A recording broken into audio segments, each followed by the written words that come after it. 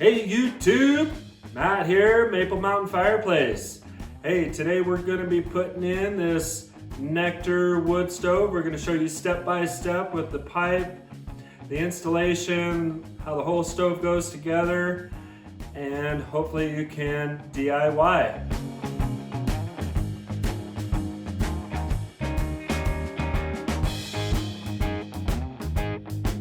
All right, here we are. We're prepping the stove to bring it in. We've taken off the doors and kind of lightened it up a little bit. We're protecting it with a nice drop cloth so we can roll it in. And now here we have it set in place, making sure we have the clearances we need. So now we're setting up the laser to give us a nice center mark. And we've already checked it with the stud finder. We're right between the trusses. So now we can lay it out and mark for cutting the hole with a support box. So because this is a vaulted ceiling, we've got to figure out the difference of the length of the hole we need to cut. It's about 3/4 of an inch more. And I think the pitch on this is like a 212. So 12 by 12 box. Now we're just squaring it to get a mark. So here we have a long drill bit so we can go all the way through the ceiling and then up through the roof. So we want to make sure it's nice and square off the wall. So we've got a large carpenter square, and then we're just using a pencil to mark out the measurements for the ceiling support box. And again, on the upside, we've added about 3/4 of an inch, but that could change depending on the pitch of your vaulted ceiling. So we got a multi-tool that cuts a nice clean hole. It's pretty easy in drywall, and because it's vibrating, it's not going to cut your wires if you end up hitting a wire. But the secret to not hitting a wire is just barely penetrate the drywall as you cut. All right, so we're taking out some of the insulation, and we can always put that back in when we're closing it up. All right, so we've already pre-drilled the center mark. So we're just making sure that flashing lines up, and we're gonna mark it and cut it about 1/4 inch bigger than the mark. So we mark the inside, we want it to be a little bit bigger so the flashing will fit under there nice and easy.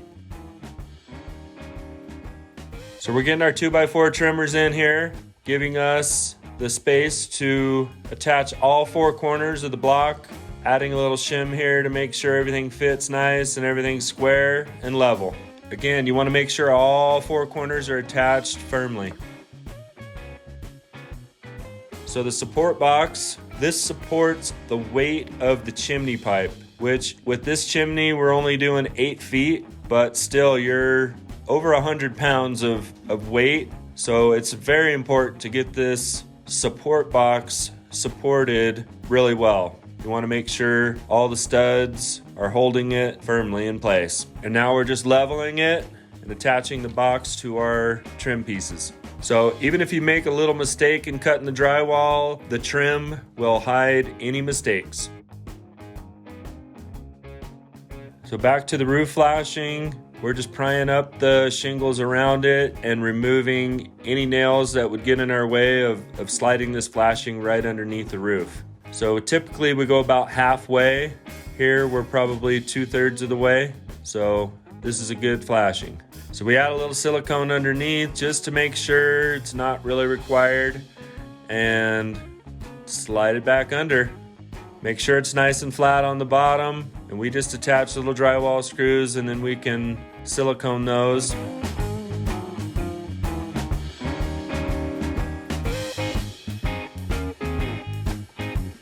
So the first section of pipe here, we're attaching the bracket that actually supports the pipe. And you can see the black fitting there, that is your stovepipe adapter. So this chimney, we used an 18 to start, a 4-foot piece, and then a 2-foot section on the top. They come with locking bands, really easy to install. Make sure the chimney is level, and then we add another screw to the top of the flashing.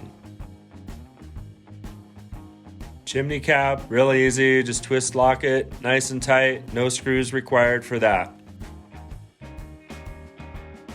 And the storm collar, so as you can see, the top of the flashing was vented, so that allows for the pipe to cool off a little bit. And now we're just putting that storm collar and also an extra layer of silicone to prevent any leaks running down the pipe. So here it is, our chimney's out of the roof about 5 feet, so no requirement for roof brace, but if you want to do a roof brace, by all means, do it. So before we set the stove, we have an insulated board that's gonna give us about 2 inches of height, but it has a product called Scamol, which has a very high R value to make the bottom of the stove not transfer the heat to the floor. There is tile floor with a subfloor, so it doesn't quite have the R value required to make this stove safe. So here we have our first section of pipe. This is our stovepipe adapter. It's flared on the bottom so it fits over the collar.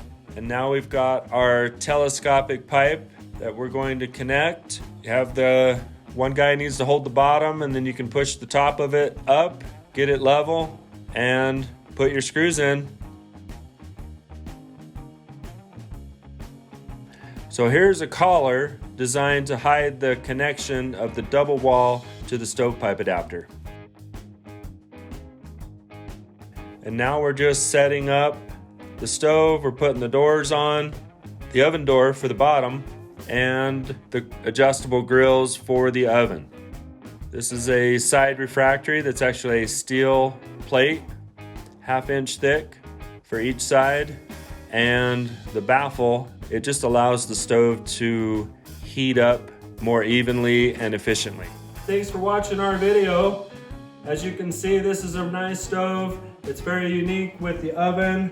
You've got a good cooktop. If you'd like a price, give us a call, email, check out our website. Please like the video, subscribe to our YouTube, and thank you so much for watching.